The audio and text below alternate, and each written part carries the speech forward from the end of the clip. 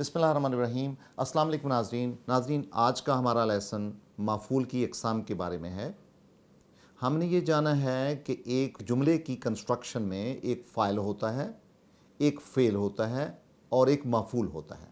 فاعل ہوتا ہے جو فعل کرتا ہے، فعل کہتے ہیں جو کام ہوتا ہے، اور مفعول ہوتا ہے جس پہ کام کیا جائے۔ اس حوالے سے جملہ فعلیہ میں مفعول کی 6 اقسام ہوتی ہیں۔ آج ہم 2 اقسام پہ غور کرتے ہیں۔ ایک کو ہم کہتے ہیں مفعول بہی۔ مفعول کی جو دوسری قسم ہے اسے مفعول فیہی بولتے ہیں۔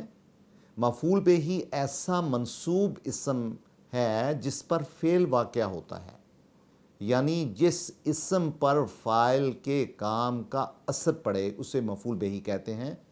مثلا قرآن حکیم کی آیت ہے خلق اللہ السماوات والارض بالحق، کہ اللہ کی ذات نے آسمانوں کو اور زمین کو حق کے ساتھ پیدا کیا ہے۔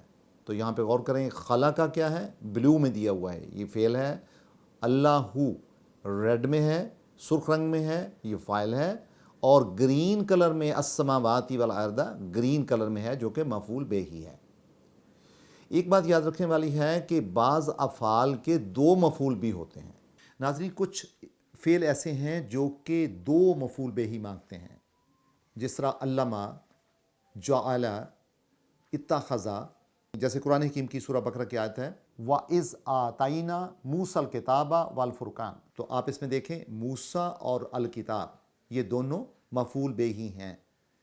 یا سورہ رحمان کی آیت ہے علمہ البیان، اور پھر ہم نے انسان کو سکھایا بیان۔ یہاں پہ جو ہے وہ بھی مفعول بہی ہے اور بیان بھی مفعول بہی ہے، یعنی گویا کہ علامہ کے ساتھ 2 مفعول بہی چاہیے۔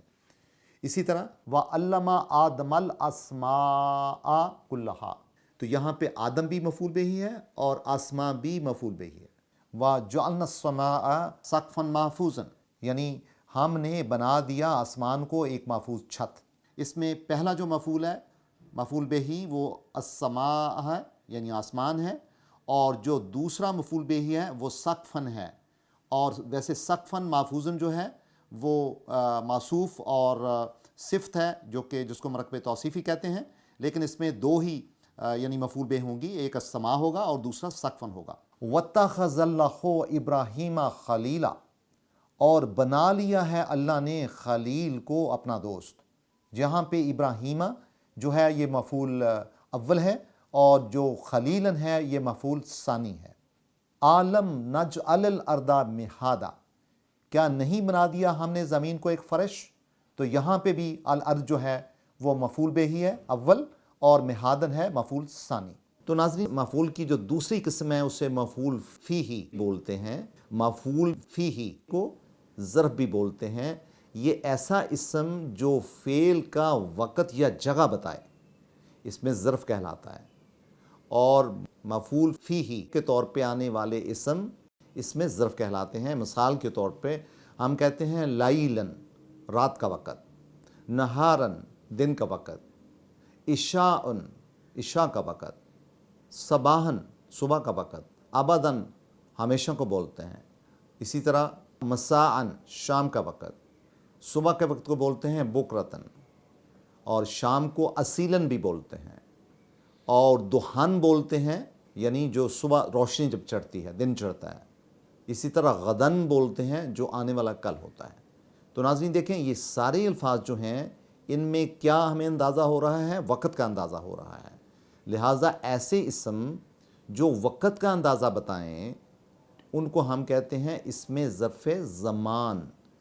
تو ناظرین، ایک بات یاد رکھنے والی ہے کہ جو مفعول فیہی ہے، یعنی اس میں ظرف جو ہے، اس میں ظرف زمان جسے بولتے ہیں، جس سے وقت کا پتہ چلتا ہے، وہ ہمیشہ حالت نصب میں ہوگا۔ لیکن اگر اس پہ حرف جارہ آ جائے گا پھر وہ حالت کسرہ میں جائے گا۔ اگر اس پہ حرف جارہ داخل نہیں ہوگا تو وہ ہمیشہ حالت نصب میں ہوگا۔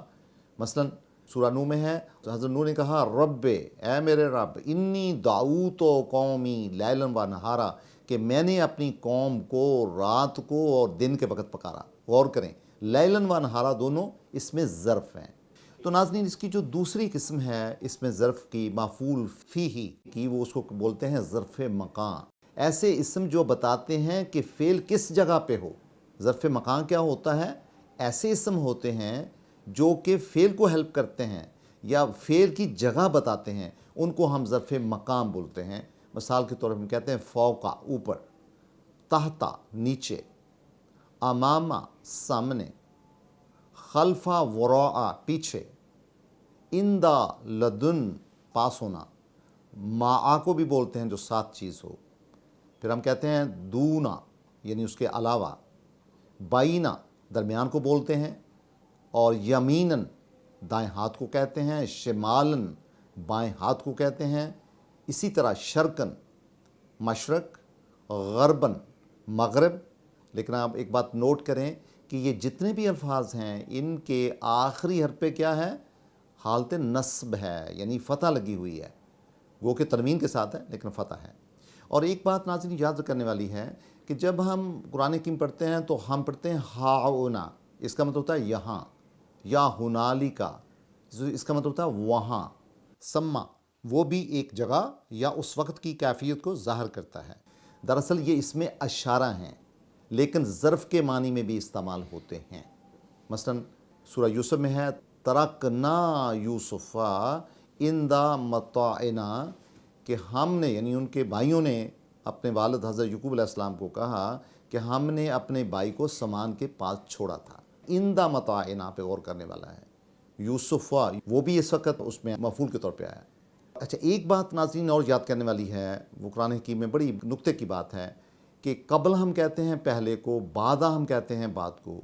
قبلہ اور بعدہ ظرف زمان اور ظرف مکان دونوں کے طور پہ استعمال ہوتے ہیں، اور یہ عام طور پہ مضاف بن کے آتے ہیں، یعنی ان کے ساتھ جو پیر ہوگا وہ مضاف علیہ کا ہوگا، اور یہ حالت نصب میں ہوتے ہیں۔ اس میں ظرف مفعول ہوتا ہے، لیکن جب کہیں ان کے اوپر حرف جارہ آ جائے، عام طور پہ وہ من کا استعمال ہوتا ہے، تو اس وقت یہ حالت کسرہ میں جاتے ہیں۔ اور ایک بات نوٹ کرنے والی ہے کہ جب یہ مضاف اور مضاف علیہ کے ساتھ آتے ہیں اور مضاف علیہ کا ذکر نہ ہو، یعنی وہ محذوف حالت میں ہو، تو پھر ان کے آخری حرف کے اوپر دمہ ہوگا، یعنی وہ حالت رفع میں ہوگا۔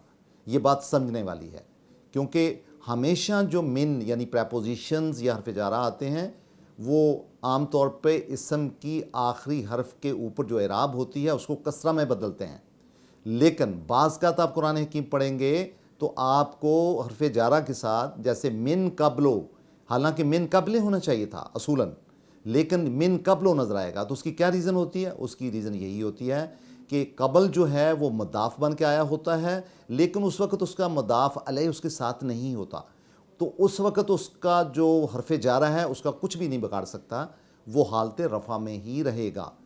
تو لہٰذا جب بھی آپ ایسی کیفیت دیکھیں تو آپ فوراً سمجھ لیں کہ یہ اصول اس میں مفعول فیہ کا یہ اصول جو ہے، یہ جو قاعدہ ہے، یہ اس کا علاج ہے، اس سے ہم اس کو سمجھ سکتے ہیں۔ اسی طرح من قبلو من بعدو، یہ جب آئے گا تو اس کا مطلب ہے یہ مضاف ہے اور مضاف علیہ اس کا موجود نہیں ہے، تو لہٰذا وہ حالت رفع میں چلا گیا۔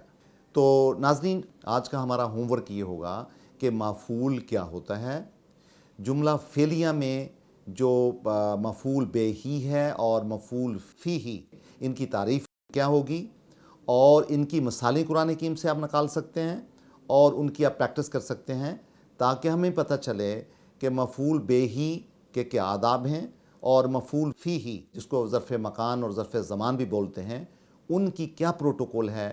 ان کا جب ہم قرآن حکیم میں ان کا استعمال پڑھیں گے تو ہم کیسے پہچانیں گے کہ یہ حرف زمان ہے یا حرف مکان ہے، اور ان کی اعرابی حالت کیوں ہے اور کیسے ہے۔ یہ تبھی ممکن ہے جب ہم نے مفعول بہ ہی اور مفعول فیہ کے تعریف اور ان کے جو قاعدے ہیں ان کو سمجھا ہوگا۔